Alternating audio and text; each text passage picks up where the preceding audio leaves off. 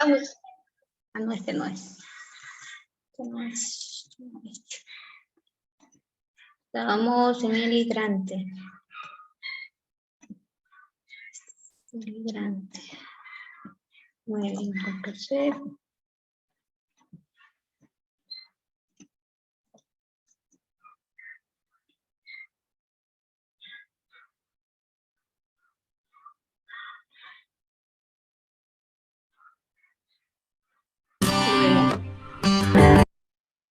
Vemos ahí un pequeño video que nos habla un poquito del uso de los hidrantes, ¿vean?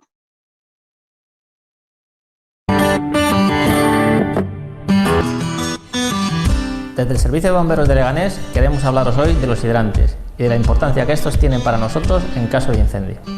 Los hidrantes son sistemas de toma de agua conectadas a la red general y que nos sirven para rellenar nuestros vehículos cuando hemos de extinguir un incendio. Es importante que los hidrantes se encuentren en perfectas condiciones de uso, ya que la falta de agua en la extinción de un incendio puede tener consecuencias irreparables. Los principales hidrantes que podemos encontrar en la vía pública pueden ser principalmente de dos tipos. Los que se encuentran en superficie, conocidos como hidrantes de columna, y tienen una altura aproximada de 70 centímetros, y los que se encuentran bajo rasante, conocidos como hidrantes de arqueta. Los hidrantes de columna, que tienen forma de T, disponen de 3 bocas o tomas especiales para su acoplamiento en los vehículos de bomberos, y han de disponer de tapas en todas ellas. Al encontrarse normalmente en la intemperie, es normal que dispongan de una caperuza que les sirva de protección. Por su parte, los hidrantes de arqueta se encuentran bajo el pavimento y se accede a ellos tras retirar una tapa ubicada en el suelo con la inscripción hidrante o incendios, siendo necesario para su uso una columna de carga. Una buena distribución de hidrantes sería aquella en que la distancia de un punto cualquiera al hidrante fuese inferior a 100 metros en zonas urbanas, estando situados estos fuera de espacios destinados a la circulación y estacionamiento de vehículos. Tanto los hidrantes de columna como los de arqueta han de estar debidamente señalizados de acuerdo a la normativa vigente, indicándose en esta la localización y el tipo de hidrante. Recuerda que los hidrantes son importantes para los bomberos. No los bloquees bajo ningún concepto ni pongas obstáculos que impidan su uso o manipulación. Es importante que si observas un hidrante en mal estado o con falta de señalización, lo pongas en conocimiento de tu ayuntamiento para que proceda a repararlo o señalizarlo.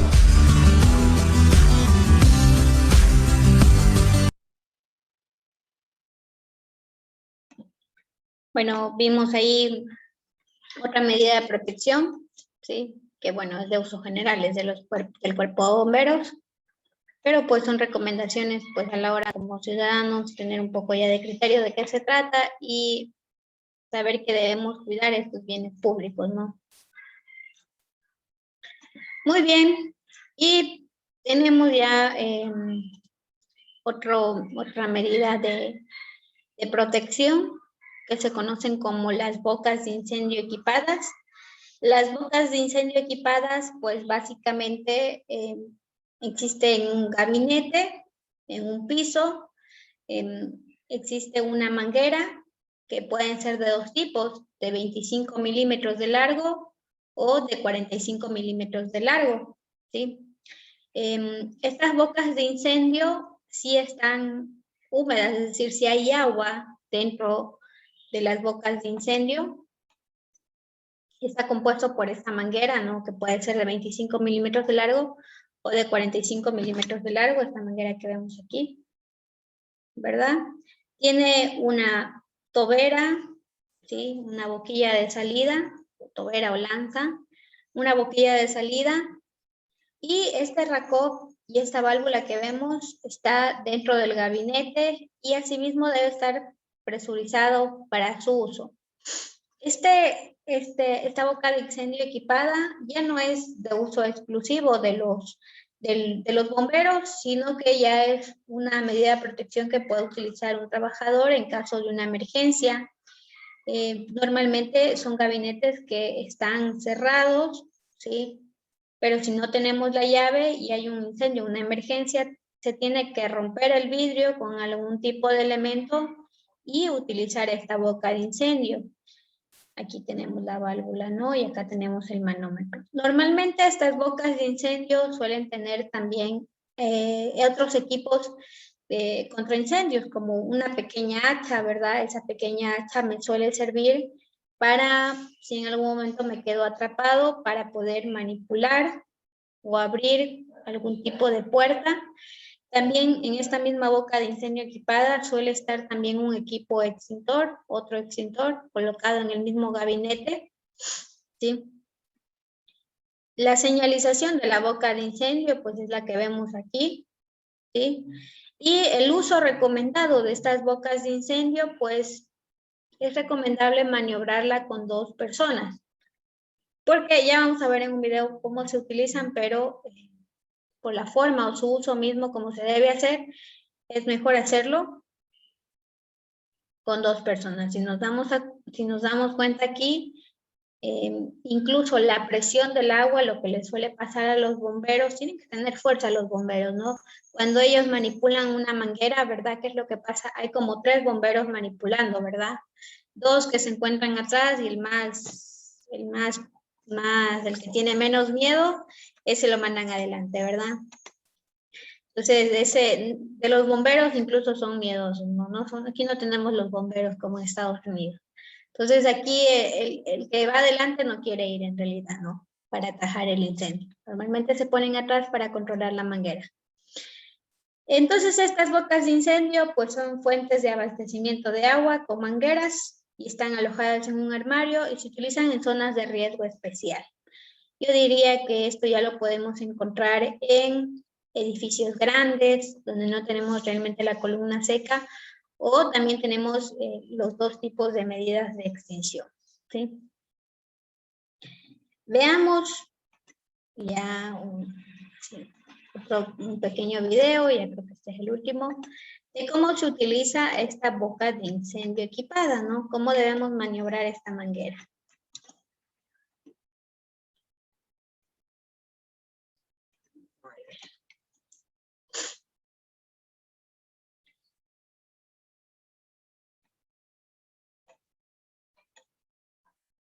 ¿Dónde estoy? Compartir. Muy bien. Veamos cómo se utilizan estas bocas de incendio.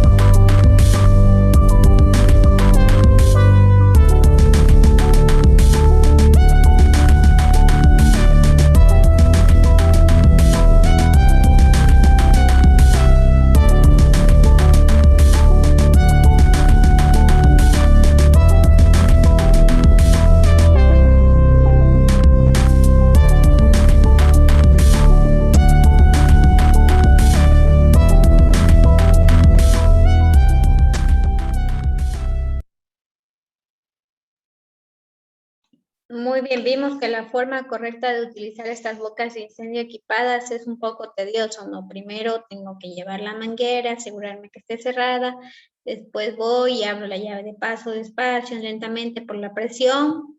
Recuerde que la presión de las mangueras pues puede hacer que sea difícil manipularlas, la presión del agua, y después voy y lo prendo. Entonces, por eso les decía que era recomendable trabajar con estas bocas de incendio con dos personas, ¿no?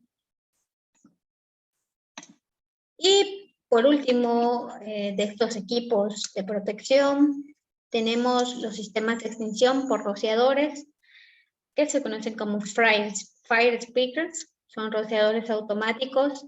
Bueno, estos son una red de tuberías donde normalmente estos rociadores mandan agua en forma de lluvia y están asociados a sistemas automáticos, es decir, a detectores de humo, de llamas, y se activan y empieza a rociar, ¿no?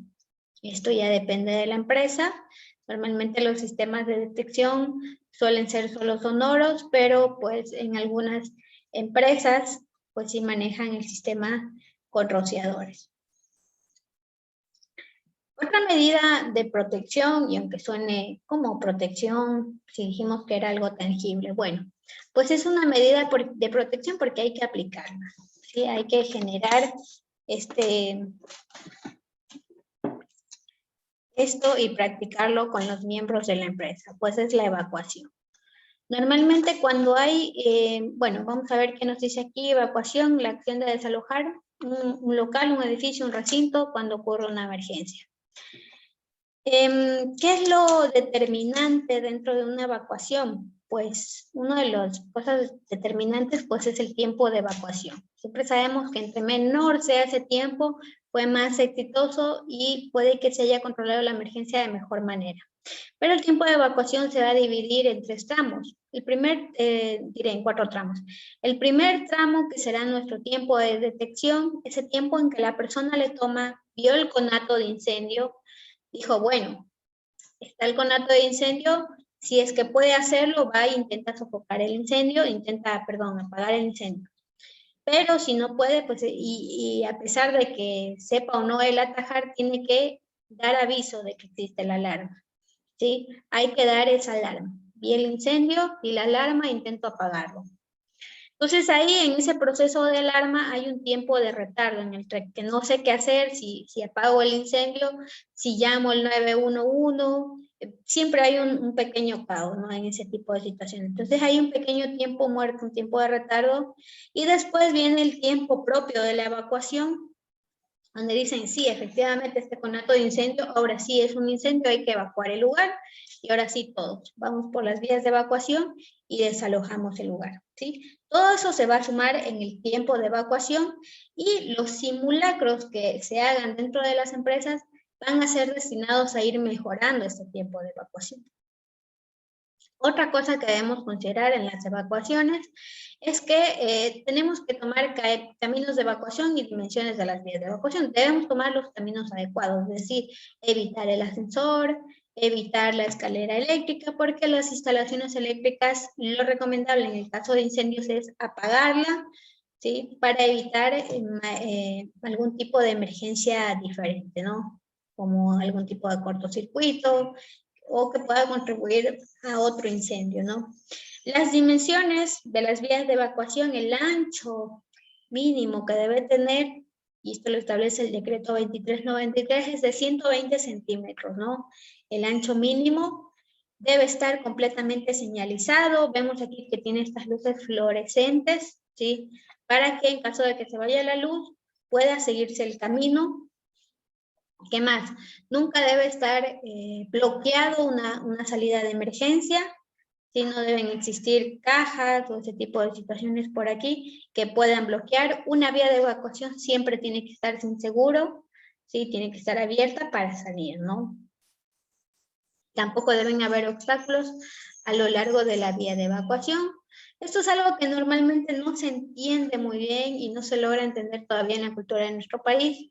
Por ejemplo, en las discotecas, y ha pasado, ¿no? Aquí, ¿quién no escuchó lo de la discoteca Factory, ¿no? ¿Qué fue lo que pasó? La vía de evacuación de la discoteca tenía candado, ¿sí? ¿Por qué?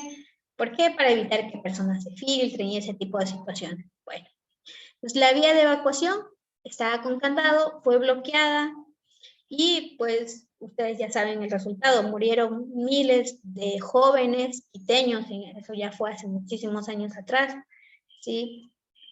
Y que se pudieron haber evitado si esa salida de evacuación estaba sin seguro, ¿no?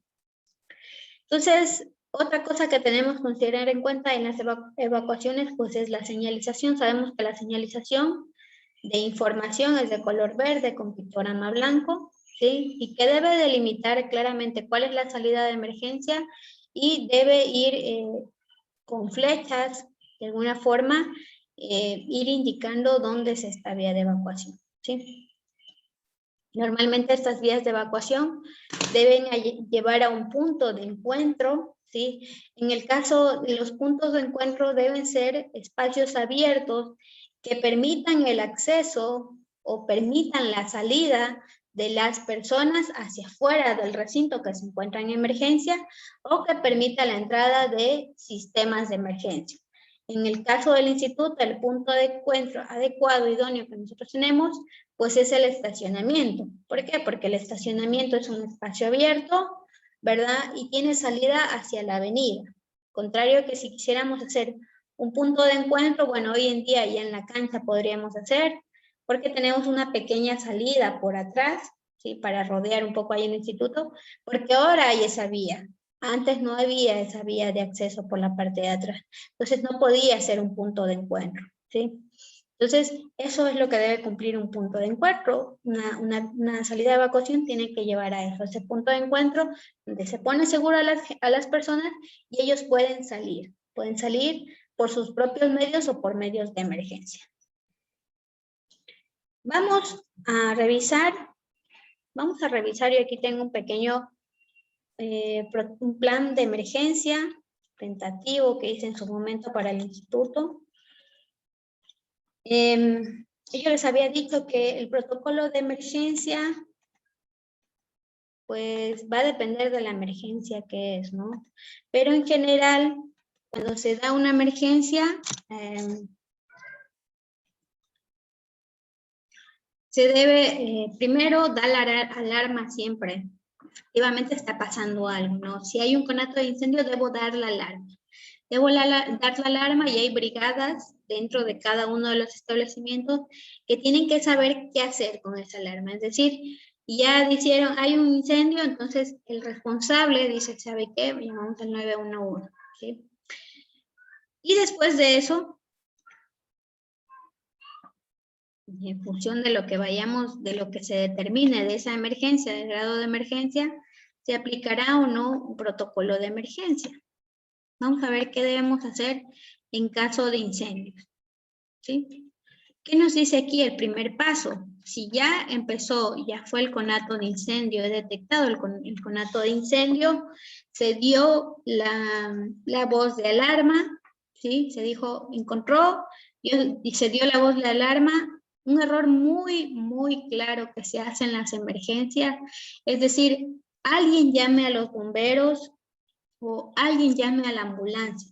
Eso no es una manera correcta de un protocolo de emergencia. Cuando nosotros estemos durante una emergencia, digamos que nos encontramos en ello, tenemos que decir o delimitar, si nos toca ponernos al frente o decidimos ponernos al frente de esa emergencia, tenemos que decir, a ver, Ángel, llame al cuerpo de bomberos, o Jason, llame a la ambulancia, ¿sí? Nosotros, o usted, de la camiseta azul, llame a los bomberos, ¿sí? Esa es la forma adecuada de pedir ayuda. No se tiene que decir, alguien llame al cuerpo de bomberos, porque por lo general, cuando decimos eso, nadie llama. Esa es la realidad social en las emergencias. Yo aquí les ponía un ejemplo. Hace como unos 2 años, en Chuchufindi, se quemó una casa, pero se quemó hasta las cenizas la pobre casa. Que no quedó nada.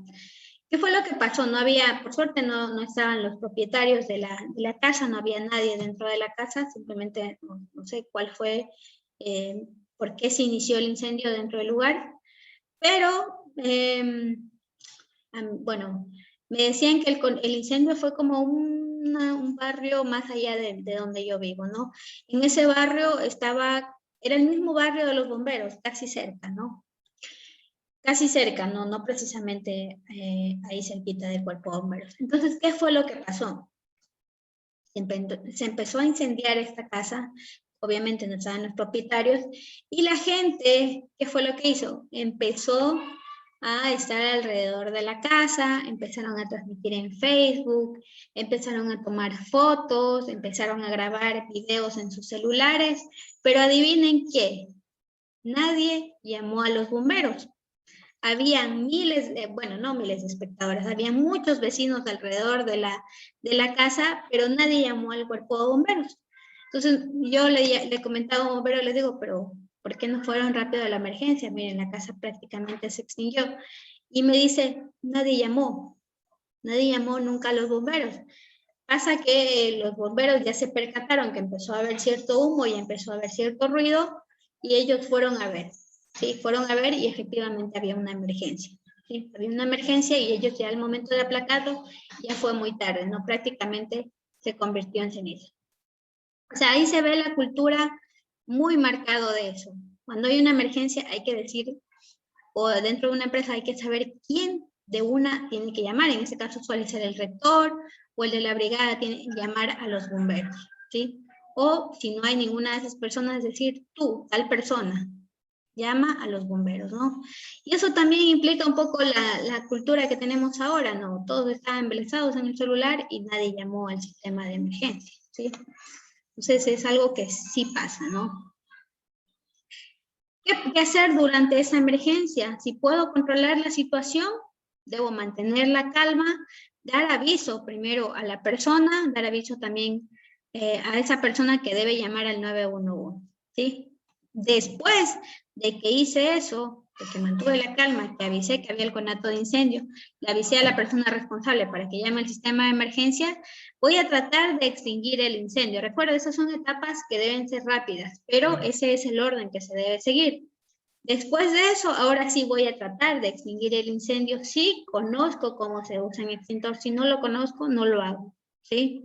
Si el fuego no es controlable, tampoco debo poner en riesgo mi integridad física, ¿sí? Y debo pedir ayuda. Una de las recomendaciones, nunca le dé la espalda al fuego, o por así decirlo, siempre estar precavido, porque de dónde viene o de dónde puede venir el frente de llamas. ¿Qué más? Si no es posible controlar la situación, si ya se salió de control este incendio, hay que dar la voz de alarma para evacuar todo el lugar y se debe dar la alarma general. ¿Qué es lo que se debe hacer? Pues esto ya lo hacen las brigadas, ¿sí? Deben cortar la línea de alimentación eléctrica desde el tablero general y otros suministros combustibles, como cerrar las válvulas de los cilindros, cerrar las líneas de gas que hayan, cerrar las líneas de combustible que existan, y tenemos que cerrar todos estos focos que pueden contribuir a que el incendio sea mucho, mucho peor, ¿no?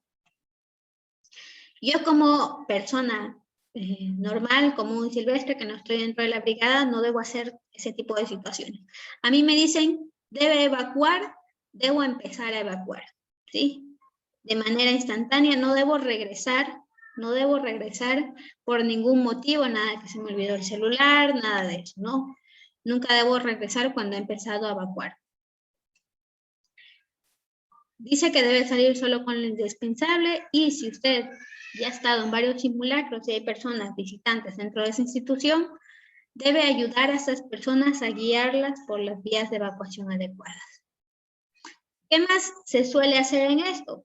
Se revisa los baños, los lugares, si están vacíos. ¿Por qué? Porque hay que ir cerrando, digamos que en el caso de las instituciones educativas u oficinas hay que ir cerrándolas. ¿Para qué? Para que al momento de cerrar la puerta de alguna forma evitamos que se siga propagando por ese lado el incendio. Pero antes de hacer eso hay que verificar que efectivamente no haya nadie dentro. Si es demasiado denso ya la atmósfera con el humo, es recomendable con un pañito húmedo, cubrirse la boca y la nariz, que le va a ayudar a respirar, o si no con el pliegue del codo, como cuando vamos a toser o estornudar.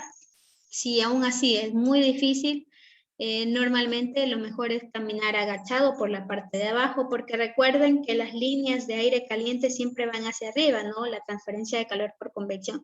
Las líneas de aire caliente van hacia arriba y hay un proceso de recirculación. Entonces, lo que indica que por la parte de abajo la atmósfera va a ser un poquito menos densa.